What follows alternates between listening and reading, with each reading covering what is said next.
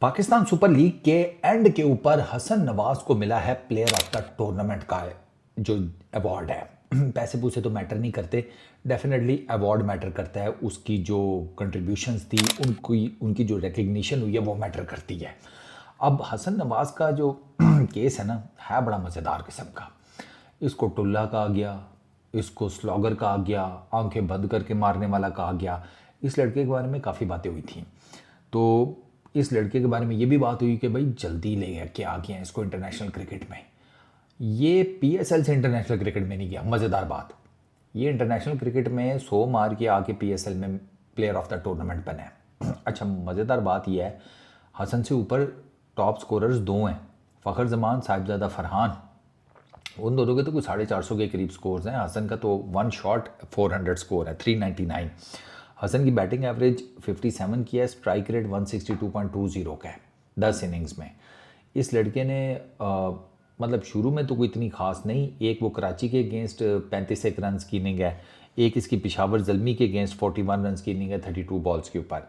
लेकिन जैसे tournament and पर लगा है ना, इसने आखिरी 2 मैच जो इस्लामाबाद को ठोके, एक में सेंचुरी की, एक में इसने जो इस्लामाबाद को पहला मैच मारा उसमें 64 किए विद द बैट, 41 बॉल्स के ऊपर मैच फिनिश किया। फिर इसने इस्लामाबाद के अगेंस्ट 100 मारे 45 बॉल्स के ऊपर, ठीक है, वो बड़ी इंपैक्टफुल इनिंग थी। देन इसने मुल्तान सुल्तान्स को मैच मारा, 67 किए 38 बॉल्स के ऊपर, वो भी इसने मैच फिनिश किया। 3 ये इनिंग्स, और फाइनल में इसने 76 किए 43 बॉल्स के ऊपर। तो इस लड़के ने ना प्रेशर में मैचेस जितवाए हैं, इसकी कंट्रीब्यूशन इतनी इंपॉर्टेंट थी।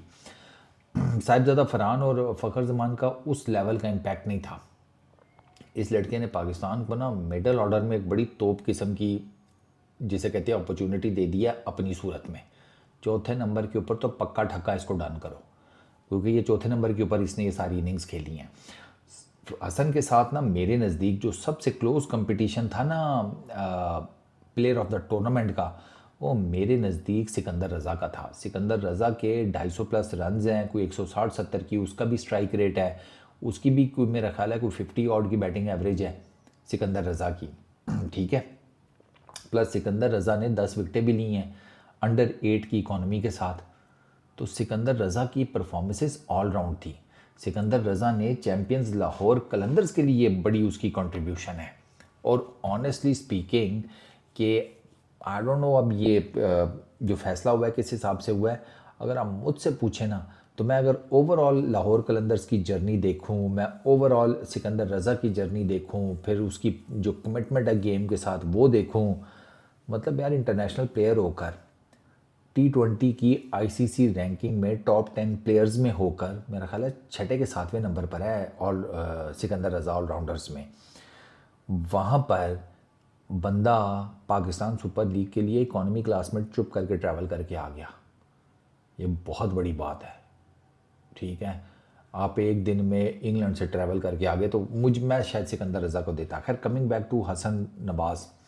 हसन नवाज़ की मैंने आपको लास्ट टाइम भी बताया था कि इसकी ना, जिसे कहते हैं, जो इमरजेंस है ना, वो कश्मीर प्रीमियर लीग में हुई थी। वहाँ पर इसने मीरपुर रॉयल्स की तरफ से ना ये काफ़ी रन्स किए थे, और ये हाईएस्ट रन्स गेटर में सेकंड नंबर पर था, हाईएस्ट रन्स गेटर की जो लिस्ट थी।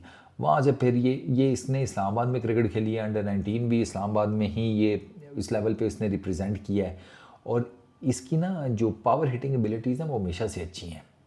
इसकी सबसे बेस्ट बात, इसका जो सबसे स्ट्रॉन्ग पॉइंट है ना, वो ये है कि ये सीधा बड़ा ज़बरदस्त खेलता है, और सबसे सेफेस्ट जोन सीधा ही होता है क्रिकेट की फील्ड में। बेशक आपने लॉन्ग ऑन और लॉन्ग ऑफ डीप खड़े किए हो ना, तो भी अगर आप सीधा मारने वाले हैं ना, तो आपकी बचत के बड़े चांस होते हैं, बहुत चांस होते हैं, आपके बाउंड्री लगने के बड़े चांसेस होते हैं। तो हसन नवाज़ की ये स्पेशलिटी है।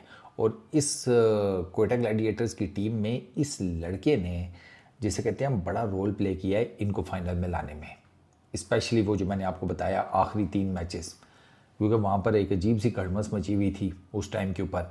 लेकिन कोयटा ग्लैडिएटर्स ने, thanks to Hasan Nawaz batting, they fulfilled, वो आगे फाइनल में। अब फाइनल का अपना प्रेशर है, आप एक बड़ी ज़बरदस्त किस्म की बॉलिंग लाइनअप को फेस कर रहे हैं, जिसमें शाहीन है, जिसमें सलमान इरशाद है, जिसमें जनाब वो क्या नाम है यार, हारिस रऊफ़ है, जिसमें रिशद हुसैन है, जिसमें फॉर दैट मैटर सिकंदर रज़ा भी है, तो ये कोई छोटी मोटी बॉलिंग लाइनअप नहीं है। ये सारे बड़े एक्सपीरियंस्ड और वर्सेटाइल किस्म के बॉलर्स हैं, लेकिन उन सब में इस लड़के ने आउटस्टैंडिंग परफॉर्मेंस दी है। लाहौर को मैं आपको बताऊं कि कोयटा ग्लैडिएटर्स के पास अगर इस लड़के के ये रन्स ना होते 76, तो आप देख लें कि वो किधर फंसे होते। मिडल ओवर्स में इस लड़के ने डोमिनेट किया है, हसन नवाज़ ने आकर।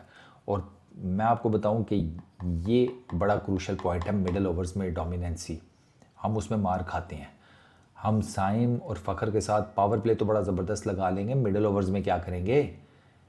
क्योंकि इस बात के तो कम ही चांसेस हैं कि साइम और फ़खर आपके मिडल ओवर्स में भी आपको डोमिनेट करके देंगे।